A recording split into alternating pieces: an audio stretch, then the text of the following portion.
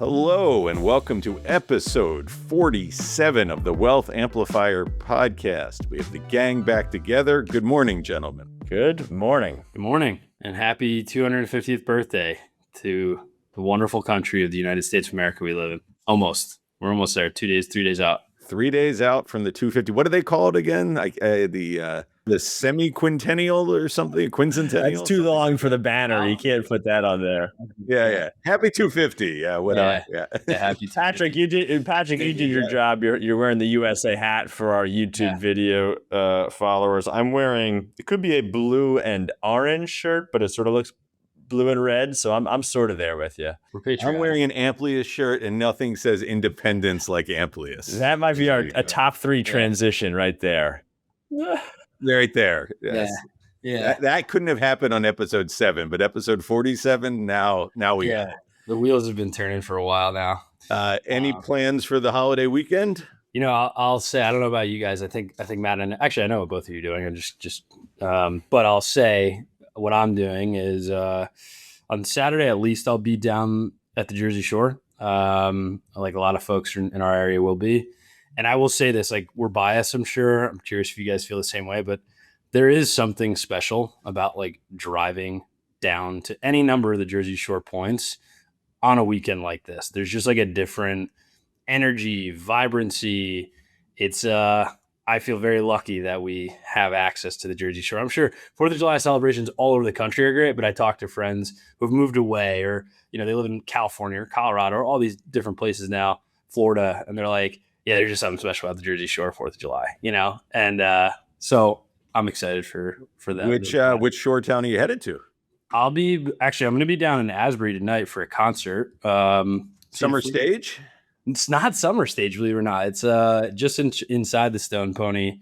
It's a Fleetwood Mac cover band. So I'm excited to hear them. If I'm not mistaken, isn't your mother a big Fleetwood Mac fan? Are you going with your mother? She is. I'm not going with my mom. I mentioned it to her, but she was tied up and going with a buddy. But I'll be there, and then Saturday I'll be a good friend of mine. His whole family will be down in like Belmar area, so I'll head down there and hang out with them. So that's kind of my rough plan. How about you, Matt? I will also be at the shore. We were going to skip this weekend because my parents have a house down there that we go to at times over the summer.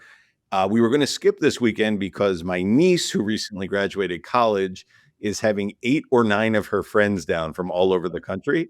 And it seemed like a good weekend to not be in the house. But then when I saw the forecast for 100 degrees and I figure it's the 250th birthday, I should be at the shore. So we changed plans. That's 8 or 9 too many friends. It should be.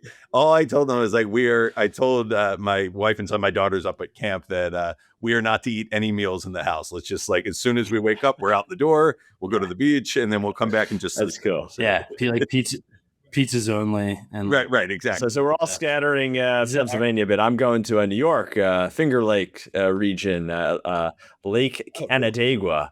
Never been there, but near the Finger Lakes, a little fishing and golf and kayaking and, doing it right in 4th of July, or at least we're trying.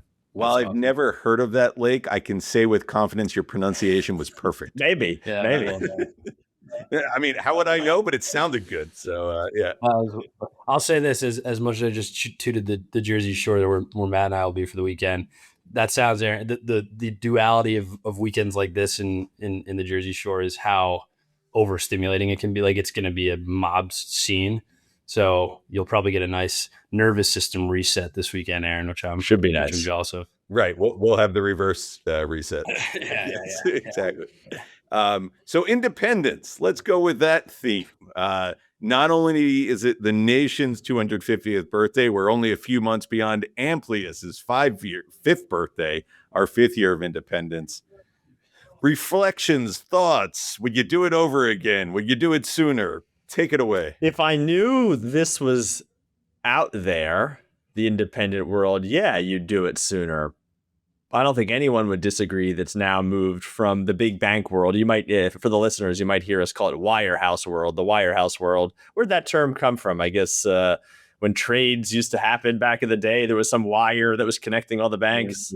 I assume that's right. If we had my dad on here, he could probably give us a dissertation on where it comes from. I just know it's always been this sort of term that they use for Wall Street firms. Good. Someone I remember being at Merrill at one point. So one of the like old timers like was talking to the trainees when I was in the program at that time, and they did say it was something to do with that. It was like trades had to go specifically through a wire from like one end of the firm to the other and out the door to another firm. And talk about antiquated. They haven't come very far. They're still so what I was saying is, fortunately we peeked our heads through the curtains and said like, whoa, there's a whole nother world. You know, you were living in black and white, and then you start seeing in color. It was wildly different. So yeah, would I do it again? Absolutely. Would I've done it sooner? Absolutely. Oh, I say absolutely, but it's hard. You can't just instantly start your own firm because you don't have a lot of clients. You don't have the track record. You don't have the experience. So you do need that base of experience and, building up your expertise and know-how and reputation before that Jerry Maguire moment when you call all your clients and you say, who's coming with me? Because, you're 2 days into the business. No one's coming with you. Right. And the other part of the Jerry Maguire scene is everybody else in the office is calling your clients, saying all kinds of stuff. Not that anyone would ever do anything inappropriate or anything and say anything wrong. But I got some interesting stories relayed back to me 5 years ago. But whatever. All's well that ends well. Pat, any reflections? I think Aaron hit the nail on the head pretty well there. It is one of those things like you see the grass is greener on the other side. I always say that in our case, this is a situation I feel like that actually is the case. We've talked about it before, but it probably doesn't get talked about enough for the general public, for our end clients, how important I think the value of an independent advisor is. They're a number one, Matt, you've always talked about this. There's just fewer, there's fewer people, there's fewer mechanisms in the way between us and the client. There aren't other shareholders. There aren't other product pushing specialists the way there are at banks, and all those things are removed. And with a firm, which applies really across any industry, when you're not working under the guise of a lowest common denominator decision-making process, which is what banks do, no fault of their own, you can provide a more niche and specific customized experience for the clients that you are working with. So there's a multitude of reasons, but it's much better on this side of the fence. And there's definitely a reason why you don't see people go back the other way almost. So let's keep going on that point where you said the lowest common denominator and what we talk about, because I mentioned that a lot. This podcast is an example. There's, we always reference Merrill Lynch because that's where we were. So I think there were like 13 or 15,000 financial advisors there or something like that. So I understand this. I do not fault the wirehouses for this, but Merrill Lynch cannot say, hey, 15,000 advisors, put a podcast out there, record it and hit publish. You're going to be having this wacky person saying something and that, compliance issue and this legal problem. You can't do that. So what do? They say no podcasts, no videos, no nothing. And now they've evolved their stance. But I look at some of my friends' videos that they put out on LinkedIn and, it's, hello, my name is Aaron.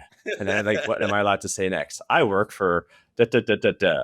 And it is like the most canned thing of all time because that's all you're able to do. So like, how does that actually impact the client? Well, there's a lot of great tools that can be used, but there's really unbelievable financial advisors that have been in the business 30 years. And like me and like the other two of us, there was also the advisor that were day one in the business, and you cannot give the same tools to all of the advisors. It's too many sets of rules. It's too many risks, things like that, because you can't keep an eye on everybody. So you can't hand everyone a bazooka and expect them to handle it carefully.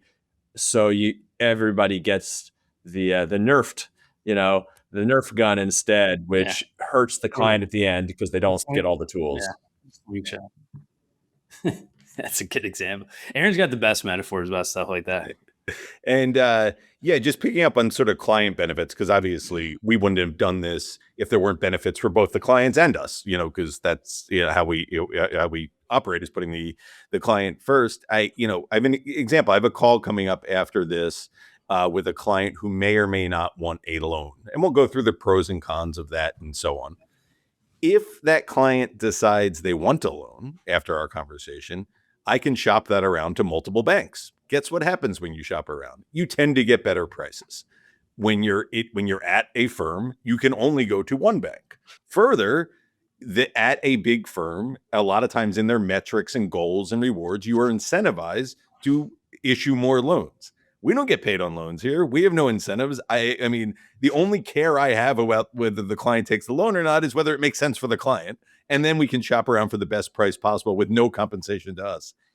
I don't understand how anyone can make the counter argument saying that it's better for the client to be captive. One of the taglines at Merrill for us was "Lead with lending," and now you know why. Yes. So it's sort of like the Jeff Foxworthy joke. Like, if your financial advisor is pitching loans all the time, you might not be with the right financial advisor. Like, yeah, you might be a wirehouse advisor. And it's the same thing if your financial advisor is pitching insurance all the time. Gee, I wonder if they work at an insurance company. Like, I'm not trying to disparage everybody, but it does. There does. When I talk to somebody who's in their 30s or 40s and they're talking about this headache with a whole life insurance plan, I can close my eyes and say Northwestern Mutual, and they're like, "How did you know?" Well, yeah, that's what it is. Even those ones, like, again, like, not to disparage our old employer so much, but those are decisions that we couldn't even make, right? Like, we all as employees there were required to maintain our insurance licenses, our brokerage licenses. And we didn't do a ton of insurance business when we were advisors there either. But like when we did, we still got compensated for it. And there were, so now we've made all these decisions on this side of the fence where we're not taking that compensation. We can provide advice that's holistic and genuinely for what the client's needs without us having to worry about, do we get paid on this? Is it good for us? No, it's just good for the client. And that's that removal of all these things that exist between a client and their advisor under so many versions of financial advice in our industry. So independence, fiduciary, they seem like table stakes to the three of us nowadays, but they're obviously not. Not everyone, like, it still doesn't get talked about enough. Hence the whole theme of this episode today, Robin. I am sensitive to the fact that we've got a lot of clients listening to this that were with us at Merrill Lynch, and I don't want them to feel like they were duped, right? But half of our job was protecting them, right? Pushing away all the other stuff that we didn't want them to have because they were clients of ours that we cared about, and we wanted to do all the right things for them, and it was our job to shelter from the bad forces. So while we had your best interests at heart and we put you first and we had to push out those other forces, now we can spend our time not pushing out the bad forces, but only focusing on clients. So we appreciate the journey from where we were, and we appreciate all those clients that we worked with back at Merrill Lynch following us. As Pat said, greener pastures. So now that we've done like a fairly thorough session bashing the banks, I am going to say something positive about the banks. And it goes back to our last podcast episode, which was all about SpaceX and the IPO and all the work that we are doing under Aaron's lead there with those folks. The IPO has happened since we last did a podcast. And I will say the big banks nailed it. That was not an easy thing they pulled off. And it was a fairly seamless operation that the big banks did in bringing that company public. With the help of the entrepreneur of our lifetime, probably. Give some credit to Elon. Oh, for sure. But you're right. But Mark Zuckerberg's not a bad entrepreneur either, and that IPO was a mess back at 2020. True. Although I'll take Elon's sales tactics over Zuckerberg pretty much any day of the week. Look, yes, we're splitting hairs. They've both done reasonably well for themselves, but yes, Elon Musk is he's a trillion. I mentioned to a lot of people, just talking about the IPO itself, like typically what happens, it's not like, at 9:30 a.m. when the market opens, it starts trading. It's typically late morning, early afternoon. But in my experience, it's never on time. If they say, it's going to be around 11:30, 11:45 rolls around, and 12 and 12:15 and 12:30, and then it starts. They went early. I think I can't remember whether it was noon and they went at 11:45 or 11:30 and they went at 11:15, but that was on the money, not delayed. And there was a great Wall Street Journal article, I think I referenced in our last podcast, about the IPO process is still a very antiquated process. There are bankers picking up the phone and saying, hey, this bank, how much stock do you want? Let's fill these orders. But they got it done. So credit to them. They did, and credit to them also. And this, Pat, to your point, this is from Elon down, at the SpaceX leadership and the banks and the whole process. They democratized the IPO more so than most of them did. There was a lot of individual investor participation, a lot of institutional participation. There were a lot of negative articles written about that in advance, why that was good, bad, or otherwise. We'll see where the stock goes. I don't have a crystal ball there, but I think thus far it's been a fairly kind of amazingly orderly process given the size and scope of what they were doing.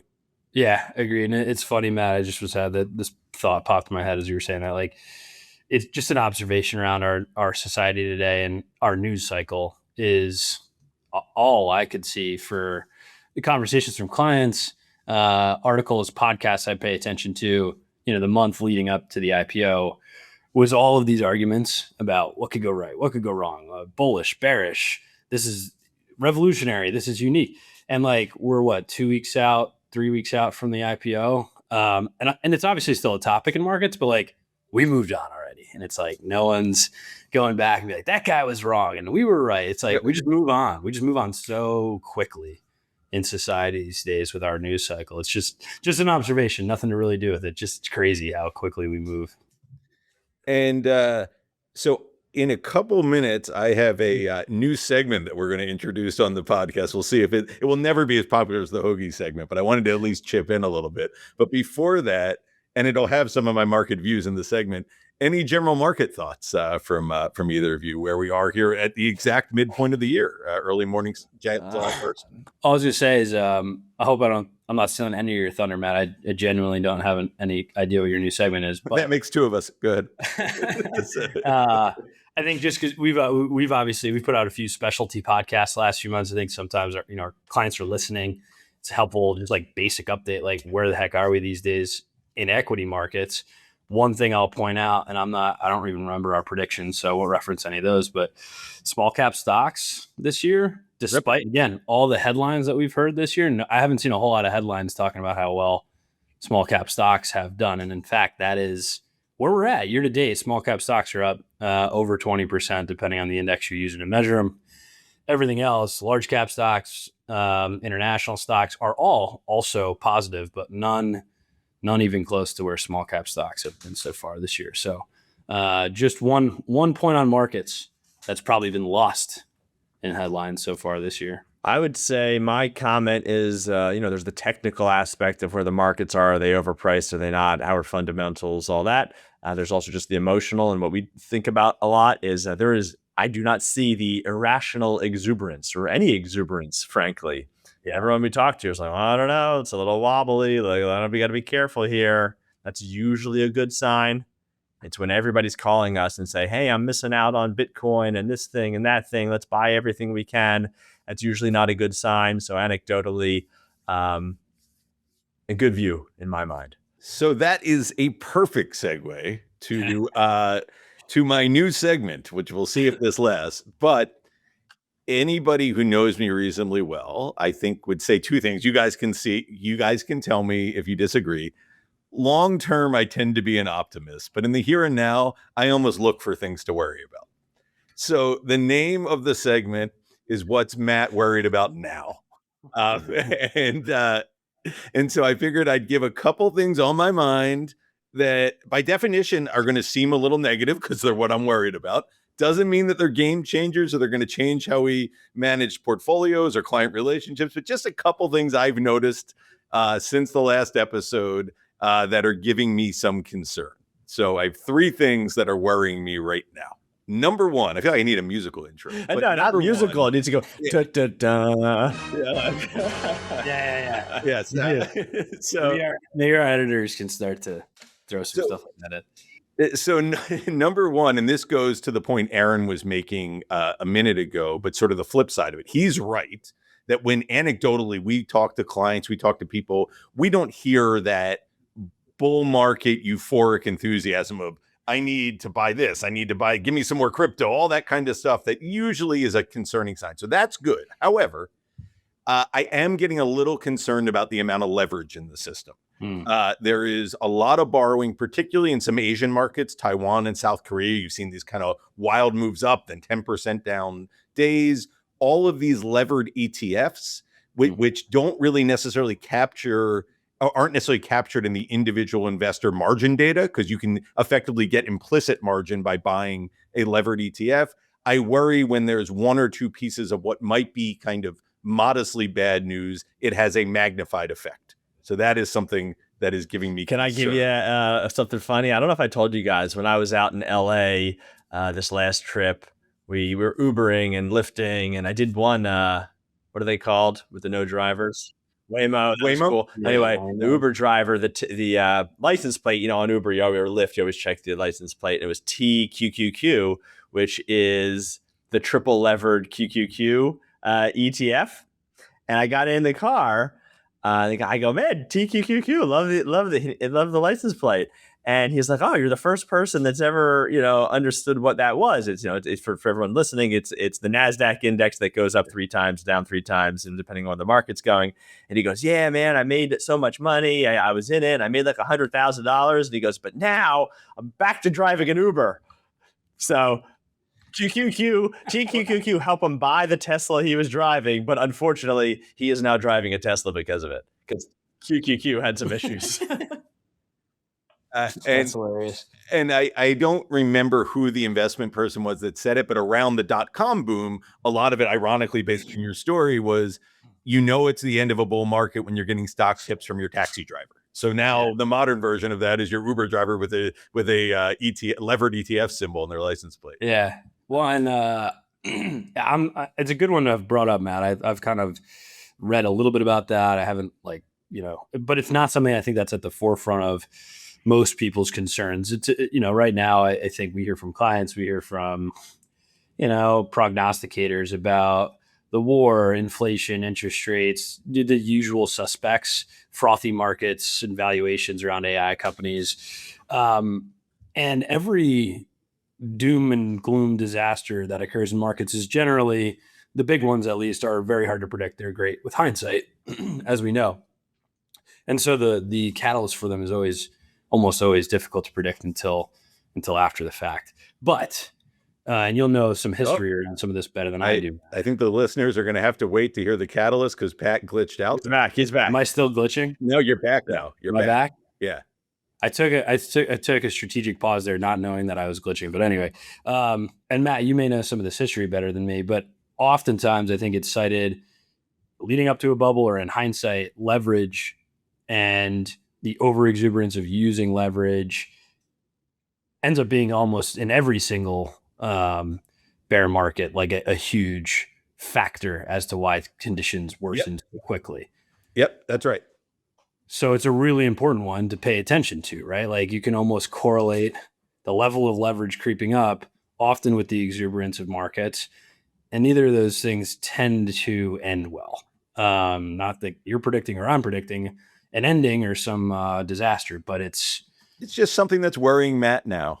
What else is worrying Matt now? Worrying Matt. All right. So I thought you'd never ask. A second one is a little more inside baseball to our world, but we do pick up a lot of anecdotal evidence by the strategies we're getting pitched and the questions we are getting from clients and prospective clients. And that is, there is a lot of focus on taxes right now, on what the industry calls tax alpha and managing for after-tax return. These are all good things. I think I'm glad the client and the consumer is being informed. It's always good to be prudent in managing both your investments and your taxes. That said, to me, it's almost a sign. I think it was Josh Brown was saying this, kind of a big guy in our industry. In 2015, all people never thought they would have any gains at all. We'd recovered from the financial crisis. The market couldn't keep going higher. Here we are 11 years later, and every investor's big problem is, I have too many profits. What do I do about it?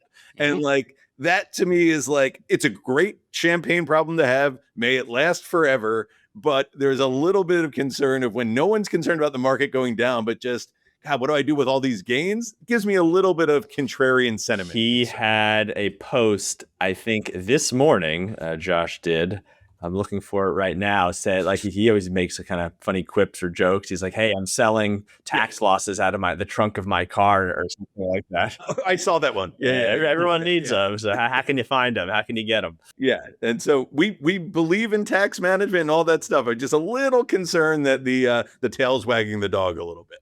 Yeah. You got leverage creeping up, and you got people worried about their taxes not just making money in markets. Those are two things that. And I'll give you my last thing I'm worried about right now since the last podcast, and I don't want to go too far into politics. We have plenty of both conservative, liberal, Democrat, Republican, progressive, you name it. We got all kinds of different people listening here, and my goal is not to offend. But let's just say the results of the primaries last week give me a little bit of concern. It was almost like the Republicans had their turn 11 years ago or so, 10, 11 years ago, to do something unorthodox that concerned a lot of people and still does concern some people. And the Democrats right now just said, hold my beer. Let's see what we can do to concern the hell out of anybody sort of in the middle.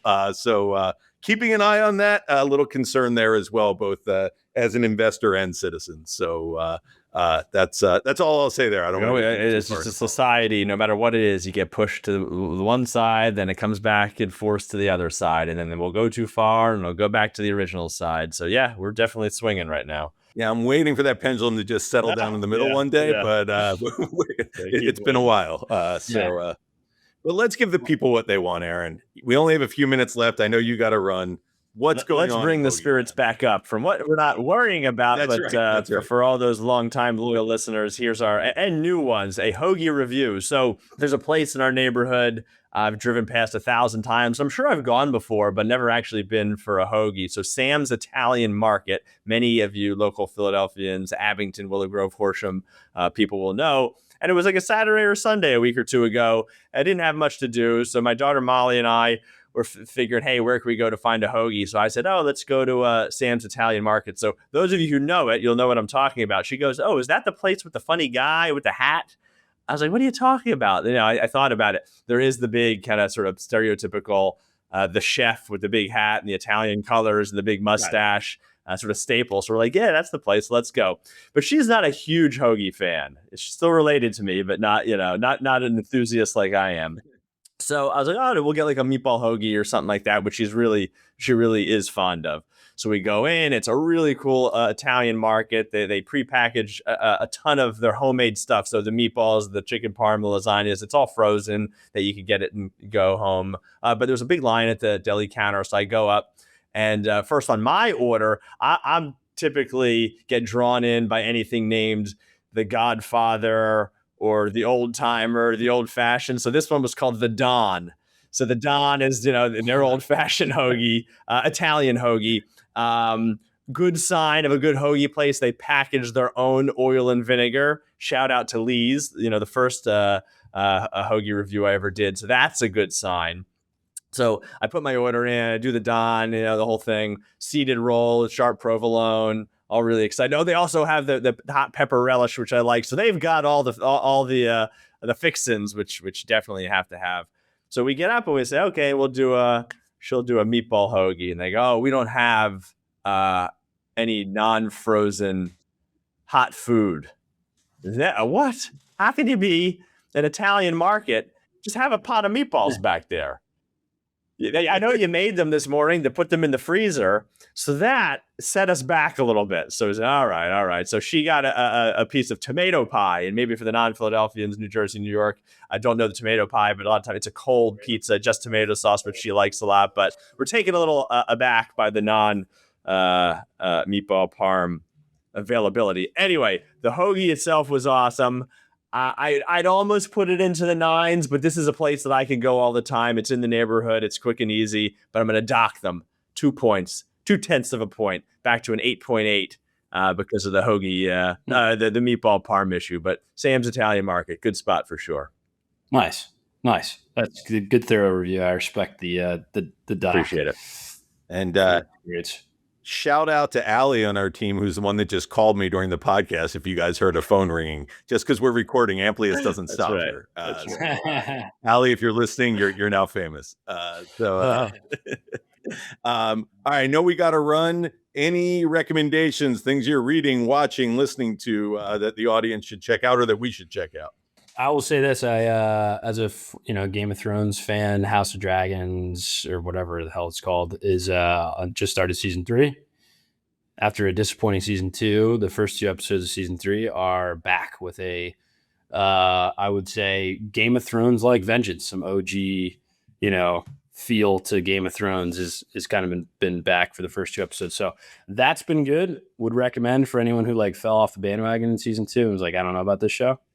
Other than that, nothing crazy on my end. I've got work 24 hours a day. That's all I haven't watched anything in a while. So maybe one day again, I'll watch some TV. I really don't have much either. I mean, I'm enjoying the World Cup when I get a chance to watch it. Go USA. By the time this drops, we will know whether they beat Bosnia or not. Right. No, my only recommendation is really a question that I'll just leave rhetorically out there. I'm all for artists expressing their art, and God bless, do your thing. But could the bear at some point try to be entertaining again? Does it just have to be art? Yeah. I turned to my wife last time. Is this anything ever going to happen, or do we just watch them just brooding over things while putting on some sort of emulsion? Yeah. Come on, give me something. On that note, I probably won't be continuing on with the bear. I have not had time for that, and I probably will then skip over. I mean, if you're looking to drift off to sleep at night, it's wonderful. But they were all the rage. Yeah, they were huge. I loved it the first 2 seasons. I did. I'm just it's not like it's so much bad as it is just I'm just waiting again for something to happen. But yeah, that's. I feel like it's become one of those production darling, more art than it is about the average person who just wants to be entertained, which is at the end of the day how some of the stuff should be coming out in the wash. But on just a plug real quick, as you mentioned, Matt, the World Cup, for America's 250th birthday, we're doing pretty damn well, right? As you guys know, all the USA hockey teams won at the Olympics this year. Love that, hence the hat. USA soccer team is maybe going to move on here in the World Cup. We've got top tier American innovation in our 250th year. SpaceX, Claude, or I should say Anthropic, OpenAI, all these companies going public this year. So hopefully the shoe doesn't drop at some point. The other shoe doesn't drop at some point this year. So far, it's been a pretty damn good 250. Let's stay positive for the next 250. Let's stay positive. And that's one thing I'm not worried about is long-term USA. USA is the place to be. Love it here. Just have some short-term worries, but go America, beat Bosnia. All right, everybody. Good chat, fellas. Thanks, everyone. Be fourth.